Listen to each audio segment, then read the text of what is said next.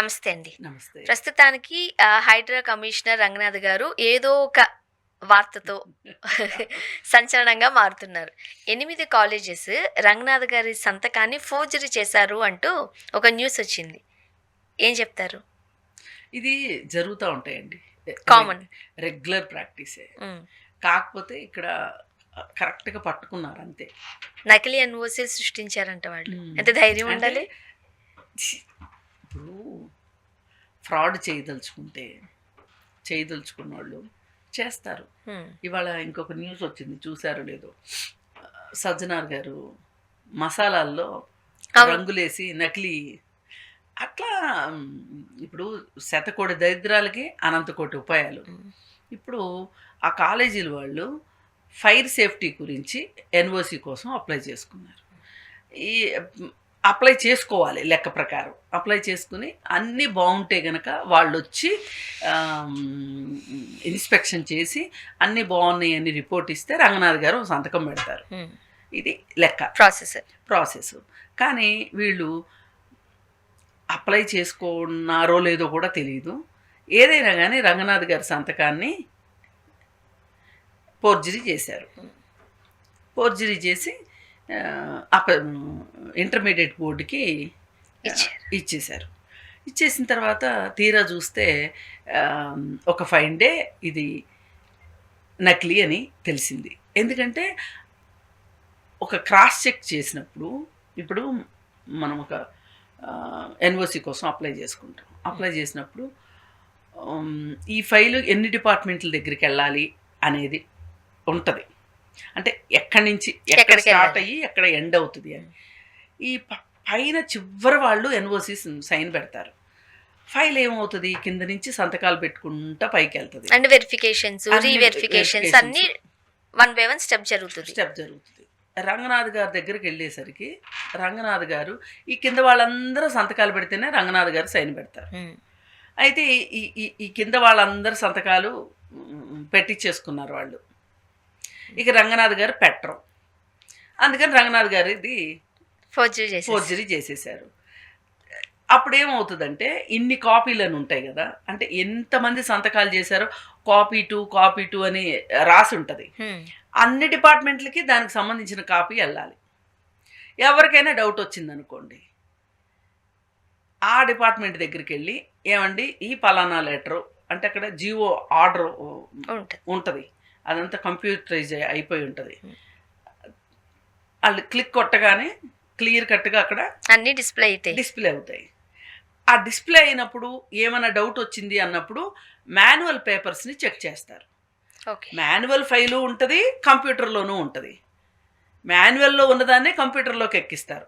కంప్యూటర్లోకి ఎక్కించాక manual తయారు కాదు. Manual file ఫుటప్ చేసి కింద నుంచి పైకి వచ్చిన తర్వాత కంప్యూటర్లో ఎక్కిస్తారు.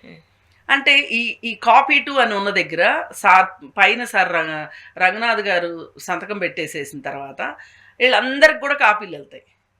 అట్లాగే అప్లై చేసుకున్న నాకు కాపీ వస్తుంది. అవసరమైతే నాకు 2 కాపీలు కూడా ఇస్తారు. కొన్ని సందర్భాల్లో ఒరిజినలే కావాలని అడుగుతారు. అందుకని ఏం చేస్తారంటే ఒక 2 కాపీలు 3 కాపీలు మనం అడగొచ్చు, వాళ్ళు ఇస్తారు. కొన్ని సందర్భాల్లో ఇవ్వమని కూడా అంటారు. ఎక్కడో ఇది తెలిసింది, ఏదో పొరపాటు జరిగింది, ఏదో కావాలని చేశారు అని. అంటే జనరల్గా ఏం జరుగుతుందంటే ఇప్పుడు ఇవన్నీ కూడా ఒక మీడియేటర్ ప్రయత్నం చేస్తారు. దాన్ని లైజనింగ్ ఆఫీసర్స్ అంటారు. వాళ్ళు కూడా గవర్నమెంట్ ఉద్యోగస్తులే కదా? కాదా, ప్రైవేట్ వాళ్ళు. ఇప్పుడు నాకు తీరిక లేదు, నేనేం చేస్తా, ఒక లైజనింగ్కి ఇస్తా, ఒకరికి ఈ పని చేసి పెట్టండి అని చెప్పి థర్డ్ పార్టీకి ఇస్తా. వాళ్ళు ఏం చేస్తారు, మనతో సంతకాలు అవసరమైనప్పుడు సంతకాలు తీసుకొని ఆ కింద ఆఫీస్ దగ్గర నుంచి స్టార్ట్ చేసి ఆఫీస్ అయిపోయాక ఆఫీసు చివరి దాకా తిరిగి మనకి ఇచ్చినందుకు గాను వాళ్ళు ఇంత డబ్బులు కలెక్ట్ చేస్తారు మన దగ్గర నుంచి. అంటే వాళ్ళు పని చేసినందుకు డబ్బు ఇవ్వాలి. మరి ఇప్పుడు నేనున్నానండి, 10 సార్లు ఆఫీస్కి వెళ్ళి పెట్రోల్ ఖర్చు పెట్టుకుని నా టైం చాలా వాల్యుబుల్ అనుకున్నాను అనుకోండి, వాళ్ళకి ఇచ్చేసాను అనుకోండి, వాళ్ళే తీసుకొచ్చి నా చేతికి అప్పచెప్తారు. ఇట్లాంటి దగ్గర ఎక్కడో ఏ డబ్బుల దగ్గరో దేని దగ్గరో చెడింది. చెడింది కాబట్టి ఈ విషయం ఇంత తొందరగా బయటకు వచ్చింది, లేకపోతే బయటకు వచ్చేది కాదు. సరే, ఏది ఏమైనా ఇప్పుడు ఆ 8 కాలేజీలకి సంబంధించి వాళ్ళ అనుమతులన్నీ రద్దు చేయాలి అనే విధంగా ఇప్పుడు డిమాండ్ వినిపిస్తుంది. కానీ కరెక్టే కదా, అంత పెద్ద ఆయన సైన్ ఎలా ఫోర్జరీ చేస్తారు? చాలా తప్పు, చేయకూడదు. దట్టు కళాశాలలు స్టాంపు తయారు చేస్తారు. ఇది కాలేజీ వాళ్ళకు కూడా సంబంధం ఉండదు. ఇప్పుడు ఈ లైజనింగ్ ఆఫీసర్స్ వాళ్ళు ఒక అతను కొన్ని కాలేజీలు పట్టుకెళ్తాడు, ఇంకొక అతను కొన్ని కాలేజీలు పట్టుకెళ్తాడు. ఇప్పుడు ఫోర్జరీ చేసిన అతని ఫైలు బయటకు వచ్చేసింది, ఆ కాలేజీలు ఎన్ఓసి సబ్మిట్ చేసేసినాయి. మిగతా కాలేజీల వాళ్ళు ఈయన అడుగుతారు, వాడు చేసినప్పుడు నువ్వు చేయలేకపోవటం ఏంటి, వాళ్ళకి పెట్టినప్పుడు సంతకం నీకెందుకు పెట్టలేదు అని అడుగుతారు. అప్పుడు వీడు తీగలాగితే దొంగ కదులుస్తాడనమాట. కదిలిచి అసలు విషయం బయటికి తీసుకొస్తాడు. ఏది ఏమైనా అవినీతి అనేది మన చుట్టుపక్కల వైఫై లాగా తిరుగుతూ ఉంది. నెట్ అన్నా డిస్కనెక్ట్ అవుతుంది, కానీ ఈ అవినీతి మట్టుకు కట్ కావట్లా. ఇప్పుడు అవినీతి ఆఫీసర్లు ఎంతమంది జైళ్ళల్లో కూర్చున్నారో ఈ మధ్యకాలంలో చూస్తున్నాం కదా. ఒక పోలీస్ ఆఫీసర్ అయితే 2 రోజులు ఆపకుండా ఏడ్చాడంట.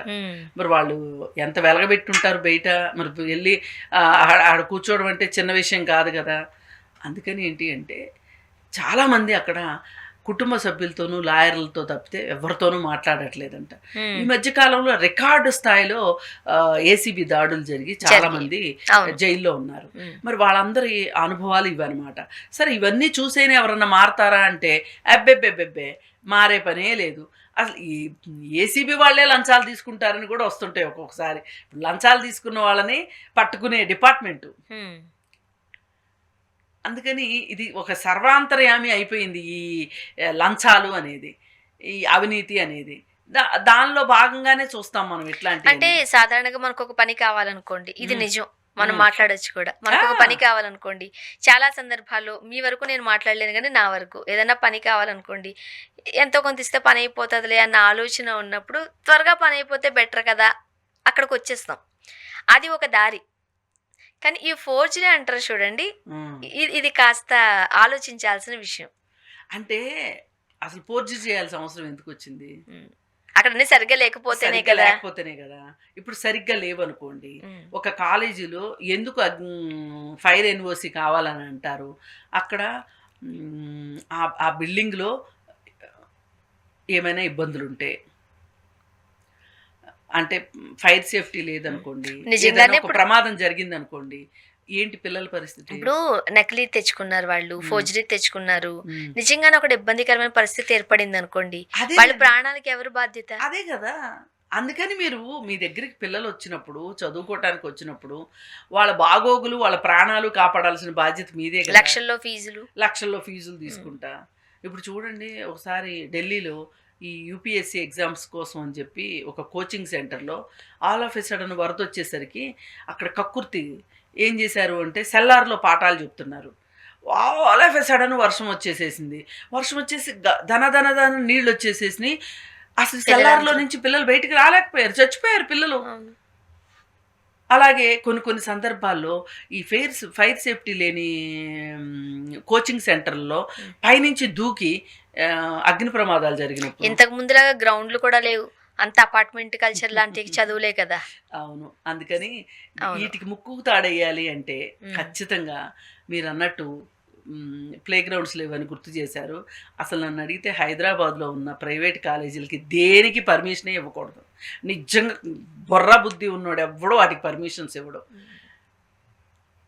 వాళ్ళకి అసలు ప్లే గ్రౌండ్స్ ఎక్కడున్నాయి? ప్రైవేట్ స్కూల్స్ సంగతి చెప్పండి. గవర్నమెంట్ స్కూల్స్ లో చక్కగా ప్రతి స్కూల్ కి కనీసం 3-4 ఎకరాల ల్యాండ్ ఉంటది, బిల్డింగ్ ఉంటది. అసలు వాళ్ళు అదే చూస్తారు, ఫస్ట్ చూస్తారు. మరి తల్లిదండ్రులు పంపరేంటి? ఎందుకు పంపట్లేదు తల్లిదండ్రులు? అది డిఫరెంట్ సబ్జెక్ట్. ఓకే, సో ఇదైతే తప్పు. ఇదేదైనా అవినీతి కోసమే జరిగింది, ఇది అవినీతి వల్లే జరిగింది. ఇది ఏదైనా బయటకు వచ్చింది కనీసం. ఇప్పుడన్నా జాగ్రత్త పడతారేమో చూద్దాం. చూద్దాం. థ్యాంక్ యూ అండి.